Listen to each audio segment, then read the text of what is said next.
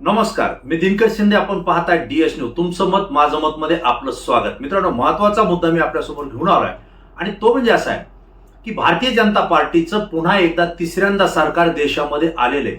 पंतप्रधान नरेंद्र मोदी यांनी तिसऱ्यांदा पंतप्रधान म्हणून शपथ घेतलेली आहे. परंतु नरेंद्र मोदी यांचं देशातलं सरकार हे पहिल्या आणि दुसऱ्या सरकारपेक्षा आता वेगळे. पहिल्यांदा स्वतःच्या बळावरती भारतीय जनता पार्टीनं देशामध्ये 5 वर्ष सत्तेमध्ये राहून कामं केली. दुसऱ्याही वेळी भारतीय जनता पार्टीचे जास्तीत जास्त खासदार येऊन स्वबळावर त्या ठिकाणी सत्ता आली होती. परंतु तिसऱ्या टप्प्यामध्ये आज जर पाहिलं तर भारतीय जनता पार्टी आणि नरेंद्र मोदी जे पंतप्रधान केंद्रामध्ये झालेले आहेत, यामध्ये त्यांना इतर पक्षांच्या कुबड्या घ्याव्या लागलेल्या आहेत. हे आपल्याला या ठिकाणी आवर्जून मला सांगायचे. विशेष म्हणजे चंद्रबाबू नायडू असतील किंवा नितीश कुमार असतील किंवा एकनाथराव शिंदे यांची शिवसेना असेल, या सगळ्यांच्या खासदारांच्या बळावर आज भारतीय जनता पार्टीचे पंतप्रधान म्हणून नरेंद्र मोदी यांनी देशाचे पंतप्रधान म्हणून या ठिकाणी शपथ घेतलेली आहे. आता नरेंद्र मोदी यांना पहिल्यासारखे अधिकार गाजवता येणार नाहीत, निर्णय घेता येणार नाहीत, हेही तितकंच महत्वाचं आहे. आणि चंद्रबाबू नायडू असतील किंवा नितीश कुमार असतील यांनी यांच्या राज्यामध्ये ज्या समाजाला, ज्या मतदारांना अपेक्षा दाखवलेल्या, स्वप्न दाखवलेले आणि काही घोषणाही त्यांनी केलेल्या आहेत, त्या पूर्ण करण्यासाठी नरेंद्र मोदी यांना सुद्धा त्यांना पाठबळ द्यावं लागणार आहे. कारण त्याच अटीवर त्या दोघांनीही नरेंद्र मोदी यांना पाठिंबा दिलेला आहे आणि म्हणून ते सत्तेत बसलेले आहेत.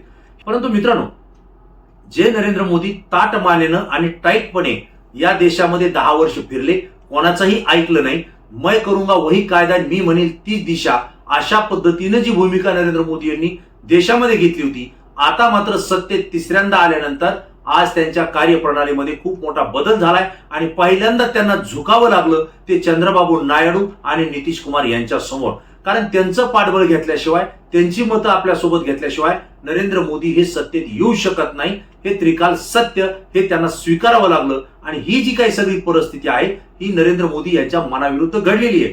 परंतु आता त्याला पर्याय राहिलेला नाही, कारण विरोधकांचे सुद्धा मोठ्या प्रमाणावर खासदार या ठिकाणी निवडून आलेले आहेत.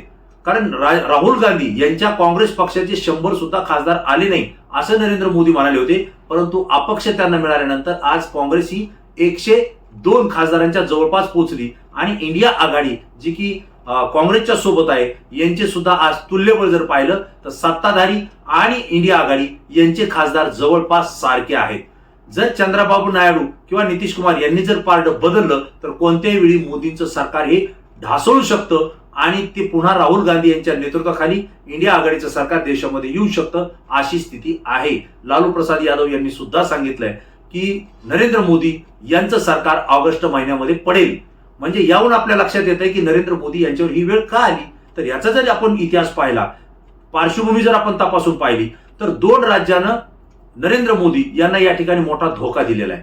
ते म्हणजे एक तर उत्तर प्रदेश आणि दुसऱ्या नंबरचं राज्य महाराष्ट्र. या दोन्ही राज्यामध्ये खासदारांची संख्या अधिक आहे. उत्तर प्रदेशमध्ये नेतृत्व करत होते ते योगी आणि महाराष्ट्रामध्ये नेतृत्व करत होते ते देवेंद्र फडणवीस. उत्तर प्रदेशचा विषय आपण नंतरच्या विषयात घेऊ, परंतु देवेंद्र फडणवीस यांनी संपूर्ण महाराष्ट्र आपल्या ताब्यात घेतला होता आणि अमित शहा जे की गृहमंत्री आहेत देशाचे, यांनी पूर्ण सूत्र महाराष्ट्राचे देवेंद्र फडणवीस यांच्या हाती दिले होते. महाराष्ट्रामध्ये जरी उद्धव ठाकरे हे युतीपासून बाजूला गेले असले तरी सुद्धा मी राज्यामध्ये गेल्या वेळेला आपल्याला 41 खासदार महाराष्ट्रानं निवडून दिले होते दोन्ही पंचवार्षिक निवडणुकीमध्ये. यावेळेस मी 41 पेक्षा जास्तीचे म्हणजे 45+ खासदार महाराष्ट्रातून भारतीय जनता पार्टी आणि मित्र पक्षाचे आणून दाखवतो, अशी शपथ आणि भीष्म प्रतिज्ञा देवेंद्र फडणवीस आणि भारतीय जनता पार्टीनं महाराष्ट्रातल्या घेतली होती. या शब्दावर विश्वास ठेवून नरेंद्र मोदी असतील किंवा अमित शहा असतील किंवा JP नड्डा तत्कालीन राष्ट्रीय अध्यक्ष यांनी या ठिकाणी देवेंद्र फडणवीस यांच्या हातामध्ये पूर्ण महाराष्ट्राची सूत्र दिली होती. आणि मित्रांनो, आपल्याला माहिती आहे की देवेंद्र फडणवीसांनी महाराष्ट्रातली सूत्र घेतल्यानंतर महाराष्ट्रामध्ये कधी नव्हे तो राजकीय गोंधळ मोठ्या प्रमाणात आपल्याला या ठिकाणी पाहायला मिळाला. जी महाराष्ट्राच्या राजकारणाची संस्कृती आहे ती पूर्णतः बिघडलेली सुद्धा आपल्याला या ठिकाणी पाहायला मिळाली. आरोप प्रत्यारोप करण्याची लेवल म्हणजे स्तर जो आहे तो सुद्धा घसरलेला आपल्याला या ठिकाणी पाहायला मिळाला. भारतीय जनता पार्टीच्या नेत्यांसमोर एवढी काही ताकद निर्माण झालेली होती की ED, CBI आणि अँटी करप्शन ब्युरो सारख्या मोठ्या संस्था या महाराष्ट्रातल्या भारतीय जनता पार्टीच्या नेत्यांच्या हातामध्ये आल्या होत्या आणि त्याचा वापर आणि गैरवापर हा दोन्हीही या महाराष्ट्रानं पाहिलेला आहे. याचा गैरवापर कसा झाला तर किरीट सोमय्या सारख्या व्यक्तीनं अनेक उद्धव ठाकरे आणि शरद पवार गटाच्या अनेक नेत्यांवर भ्रष्टाचाराचे आरोप केले, काँग्रेसच्या नेत्यावर भ्रष्टाचाराचे आरोप केले. त्याला चित्राताई वाघ यांनी सुद्धा त्या ठिकाणी रील ओढली आणि भारतीय जनता पार्टीचे अनेक नेते असतील, मग आशिष शेलार असतील, प्रवीण दरेकर असतील, असे कित्येक आहेत की त्यांनी सुद्धा भ्रष्टाचाराचे आरोप करायला मागं पुढे पाहिले नाही. अशा वेळेला ज्यांच्यावर आरोप झाले त्यांच्यावर ईडीनं कारवाई केली, चौकशा सुरू केल्या, सीबीआयनं कारवाई केली आणि अशा पद्धतीनं त्यांच्यावर एक दबाव आणण्याचं काम भारतीय जनता पार्टीनं केलं आणि परिणामी ज्यांच्यावर ईडीच्या कारवाई सुरू होत्या त्या सगळ्यांना दबाव आणून राजकीय गट आपल्याच सामावून घेतला, त्यांना भारतीय जनता पार्टी सोबत येण्यास भाग पाडलं, त्यांच्यावर दबाव आणला. हे संपूर्ण महाराष्ट्रानं पाहिले आणि विशेषतः विरोधी पक्षाच्या सगळ्या नेत्यांनी यावरती बोट ठेवलेले. मित्रांनो, तुम्ही आम्ही सगळे साक्षीदार आहे. एकनाथराव शिंदे यांचा जो गट आहे तो उद्धव ठाकरे यांना एकनिष्ठ शिवसैनिक असताना सुद्धा उद्धव ठाकरे यांना सोडून भारतीय जनता पार्टी सोबत गेला. जवळपास 1-2 नाही तर 40 आमदार हे एकनाथराव शिंदे यांच्या सोबत गेले. त्यामध्ये काही विद्यमान मंत्री सुद्धा होते आणि आपल्याला माहिती आहे की एकनाथराव शिंदे यांच्यासोबत असलेले मंत्री असतील किंवा आणखी काही आमदार असतील यांच्यावर ईडीच्या कारवाया सुरू होत्या. भावना गवळींवर त्या ठिकाणी सुरू होती. त्यानंतर संजय राठोड यांच्यावरती एक वेगळी केस सुरू त्या ठिकाणी होती. असे अनेक नेते आहेत. रवींद्र वायकर यांच्यावरती सुद्धा एक केस त्या ठिकाणी सुरू होती, चौकशी त्यांच्या सुरू होत्या. अशा वेळेला हा पूर्ण गट भारतीय जनता पार्टी सोबत गेला आणि देवेंद्र फडणवीस हे त्याला मूळ कारण आहे की ईडीच्या कारवाया केल्या आणि त्यांना आपल्या सोबत घेऊन उद्धव ठाकरे यांना नमवण्यासाठी त्या ठिकाणी एकनाथराव शिंदे यांच्या सोबत महाराष्ट्रामध्ये युतीची सत्ता स्थापन केली. केवळ एवढ्यावर थांबले नाही तर शरद पवार यांची अजित पवार यांचा गट सुद्धा त्या ठिकाणी फोडला. ज्या अजित पवारांवर वेगवेगळ्या भ्रष्टाचाराचे आरोप आहेत, त्याच्यानंतर छगन भुजबळ यांच्यावर ईडीच्या कारवाई झाल्या, ते जेलमध्ये जाऊन आले.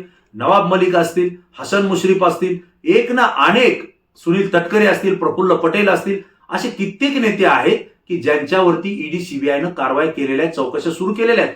तो पूर्णच्या पूर्ण गट भ्रष्टाचाराचे आरोप असलेला हा भारतीय जनता पार्टी म्हणजे देवेंद्र फडणवीस यांनी महाराष्ट्रात आपल्या सोबत गेलेला आहे. मित्रांनो, याचा परिणाम असा झाला की पूर्ण वातावरण महाराष्ट्रातलं बदललं. तो भारतीय जनता पार्टीच्या विरोधात वातावरण झालं. उद्धव ठाकरे यांची शिवसेना सोबत घेतल्यानंतर भारतीय जनता पार्टीचे नेते तरी थोडे शांत होते, समाधानी होते. पण अजित पवार यांचा गट घेतल्यानंतर भारतीय जनता पार्टी सुद्धा देवेंद्र फडणवीस यांच्यावर नाराज झाली. डीएस न्यूजच्या माध्यमातून मी यापूर्वीच सांगितलं होतं की महाराष्ट्रात सगळ्यात जास्त जनता कोणावर नाराज असेल तर ती देवेंद्र फडणवीस यांच्यावर आहे. कारण जी संस्कृती राजकारणात महाराष्ट्रात नव्हती ती उदयास आणण्याचं काम भारतीय जनता पार्टी आणि विशेषतः देवेंद्र फडणवीस यांनीच केलं, असा आरोप महाराष्ट्रातली जनता त्यांच्यावर करते. आणि मित्रांनो, परिणाम असा झाला की एकनाथराव शिंदे यांना आपल्या सोबत घेऊन ज्यावेळेस सत्ता स्थापन करण्याची वेळ आली त्यावेळेस भारतीय जनता पार्टीच्या वरिष्ठ नेत्यांच्या आदेशानुसार देवेंद्र फडणवीस यांना या ठिकाणी रिव्हर्स गिअर पडला. पहिल्यांदा रिव्हर्स गिअर पडला आणि त्यांना मुख्यमंत्र्याऐवजी उपमुख्यमंत्री व्हावं लागलं.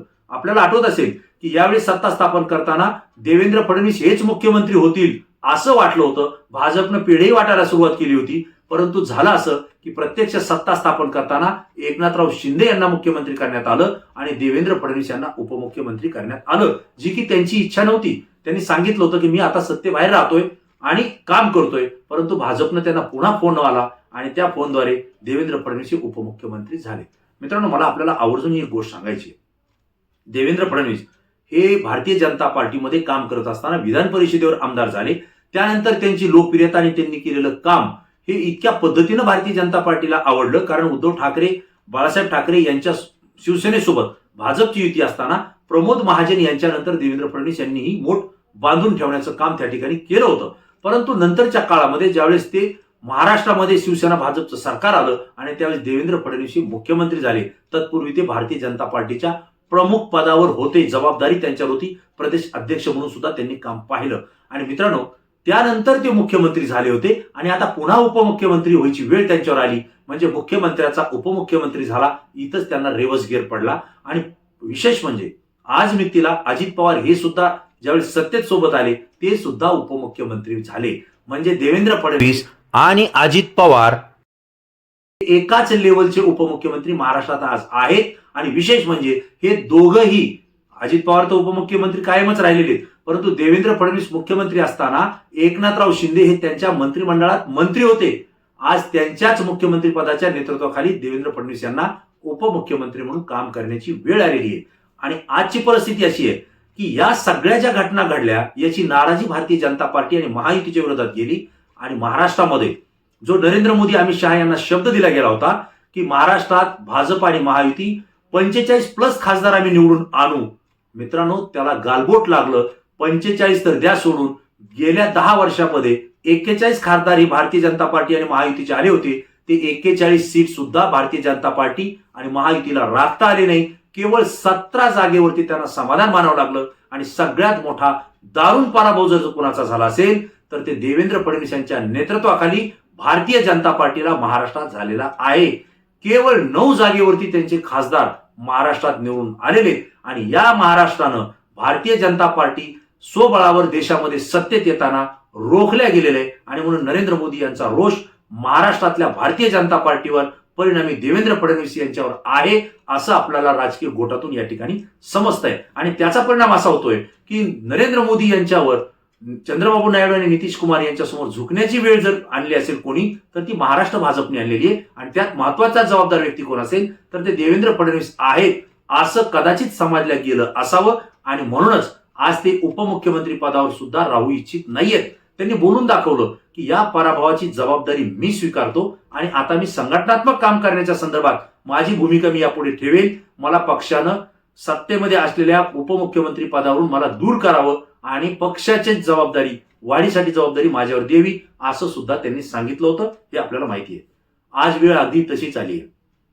देवेंद्र फडणवीस हे आता काही दिवसांचेच उपमुख्यमंत्री आहेत अशी राजकीय गोटामध्ये चर्चा सुरू झालेली आहे. कारण देवेंद्र फडणवीस हे जर आता पुन्हा उपमुख्यमंत्री महाराष्ट्रात राहिले तर भारतीय जनता पार्टीचे सुद्धा नेते आणि अनेक इच्छुक उमेदवार हे देवेंद्र फडणवीस यांच्यावर सुद्धा नाराज आहेत. सत्तेमध्ये सुद्धा एकनाथराव शिंदे यांच्याच गटाचं चालतंय. त्या पाठोपाठ अजित पवार जे अर्थमंत्री आहेत त्यांच्याही गटाच्या आमदारांना निधी मिळतोय. परंतु भारतीय जनता पार्टी ही 106 आमदार असलेली पार्टी महाराष्ट्रामध्ये, परंतु लोकसभेला जो पराभव झालाय त्यामुळं भारतीय जनता पार्टीच्या नेत्यांचं सुद्धा खच्चीकरण झालंय आणि ते देवेंद्र फडणवीसांमुळेच आपलं नुकसान झालंय हे त्यांनी बोलून दाखवलंय. अनेक भारतीय जनता पार्टीच्या नेत्यांनी सांगितलंय की अजित पवार यांना सोबत घेऊन भाजपनं आपल्या पायावर धोंडा पाडून घेतलाय, आमचं नुकसान झालंय, अजित पवारांना आपल्या सोबत घेऊ नका.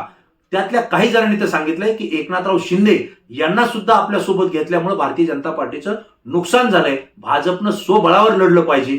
अशा पद्धतीचं बोलणं म्हणजे देवेंद्र फडणवीस यांच्या कार्यप्रणालीवर नाराजी व्यक्त करण्यासारखं आहे. आणि म्हणून लवकरच देवेंद्र फडणवीस यांचं उपमुख्यमंत्रीपद जाईल आणि त्यांना पक्षाच्या म्हणजेच भारतीय जनता पार्टीच्या प्रदेशाध्यक्ष किंवा वेगळ्या पदावर त्यांची नियुक्ती त्या ठिकाणी करण्यात येईल असं चित्र महाराष्ट्राच्या राजकारणामध्ये आपल्याला काही दिवसामध्ये पाहायला मिळेल अशी शक्यता आहे. मला आपल्याला आवर्जून सांगायचंय की शुक्रवारी म्हणजे 2 दिवसापूर्वी देवेंद्र फडणवीस यांनी थेट नागपूर गाठलेले आणि नागपूर या ठिकाणी जाऊन त्यांनी केंद्रीय मंत्री असलेले नितीन गडकरी यांची भेट घेतलेली आहे, त्यांच्याशी चर्चा केलेली आहे. इथून पुढची महाराष्ट्रामध्ये पक्ष बांधणी आणि संघटन बांधणी आणि माझी भूमिका काय असावी या संदर्भात सुद्धा त्यांनी चर्चा केल्याचं समजतंय. त्यासोबतच राष्ट्रीय स्वयंसेवक संघाचे जे प्रमुख आहेत मोहन भागवत यांची सुद्धा नागपूरमध्ये जाऊन देवेंद्र फडणवीस यांनी भेट घेतलेली आहे. जवळपास 15 ते 20 मिनिटं दोघांमध्ये गुप्त चर्चा सुद्धा झालेली आहे. आणि यानंतर भारतीय जनता पार्टीमध्ये माझं नेमकं स्थान काय असेल किंवा सत्तेमध्ये माझं काय स्थान असेल या संदर्भात सुद्धा दोघांमध्ये चर्चा झालेली असू शकते असा अंदाज या ठिकाणी राजकीय विश्लेषक सुद्धा व्यक्त करतायत. एकंदरीत जर आपण पाहिलं तर नरेंद्र मोदी यांना महाराष्ट्रात खऱ्या अर्थानं भाजपनंच रोखलेलं आहे आणि त्यामुळं यामध्ये जबाबदार जर कोणी असतील तर ते देवेंद्र फडणवीस असतील. आणि म्हणून देवेंद्र फडणवीस यांची आता राजकीय दृष्ट्या उलटी गिनती सुरू झाली आहे असं सुद्धा त्यांचे विरोधक बोलतायत. म्हणजेच विधान परिषदेच्या आमदारापासून भारतीय जनता पार्टीचे प्रदेशाध्यक्ष, प्रदेशाध्यक्षापासून मुख्यमंत्री, आता मुख्यमंत्र्यानंतर त्यांनी केंद्रीय मंत्रिमंडळात जाणं गरजेचं होतं, परंतु तसं न होता आता ते मुख्यमंत्र्याहून उपमुख्यमंत्री झालेले आहेत. आता उपमुख्यमंत्री हे सुद्धा पद त्यांचं या काही दिवसात जाण्याची शक्यता आहे आणि ते पुन्हा भारतीय जनता पार्टीच्या कार्यकारिणीमध्ये पदाधिकारी म्हणून महाराष्ट्राला पाहायला मिळतील. एकंदरीत त्यांचा जो आलेख आहे, जो चढता होता तो आता उतरता सुरू झालाय असं सुद्धा महाराष्ट्रात त्यांचे विरोधी पक्षाचे कार्यकर्ते नेते बोलतायत. म्हणजेच देवेंद्र फडणवीस यांना उलटी गिनती सुरू झाली आहे असं या ठिकाणी आपल्याला म्हणावं लागेल. मित्रांनो, मी तुम्हाला सुद्धा प्रश्न विचारतोय की देवेंद्र फडणवीस आणि महाराष्ट्रातल्या भारतीय जनता पार्टीनं नरेंद्र मोदी यांच्यावरती मित्र पक्षांसमोर झुकण्याची वेळ आणली आहे का? आणि मोदी सरकार म्हणण्याऐवजी एनडीएचं सरकार म्हणण्याची सुद्धा परिस्थिती नरेंद्र मोदी यांच्यावर महाराष्ट्रातल्या भाजपनं आणली आहे का? आणि याची जबाबदारी देवेंद्र फडणवीस यांच्यावर असल्यानं त्यांची उलटी गिनती राजकीय दृष्ट्या सुरू झाली आहे का? तुम्हाला काय वाटतं या प्रश्नाचं उत्तर तुम्ही तात्काळ द्या, कारण तुमची प्रतिक्रिया आमच्यासाठी अत्यंत महत्वाची आहे, कारण ती संपूर्ण महाराष्ट्रातून असते आणि ती अत्यंत अभ्यास असते. मित्रांनो, DS न्यूजच्या प्रत्येक व्हिडिओला तुम्ही लाखोंच्या संख्येनं या ठिकाणी पाहताय, त्यानंतर आपल्या प्रतिक्रिया सुद्धा देतायत. खरोखर तुमचे मानावे तेवढे आभार कमी आहेत, परंतु मी तुमचे आभार मानणार नाही, कारण तुमच्या आभारात मी राहू इच्छितो. आणि मित्रांनो, डीएस न्यूज याच पद्धतीनं जी काही माहिती असेल, सत्य माहिती असेल, ती रोखठोक आणि निर्भीडपणे सांगण्याचं काम या पुढच्याही काळात करणार आहे. त्याला तुमची साथ अत्यंत गरजेची आहे. पुन्हा नवीन विषय, नवीन मुद्दा घेऊन आपल्या समोर येईल. तोपर्यंत धन्यवाद.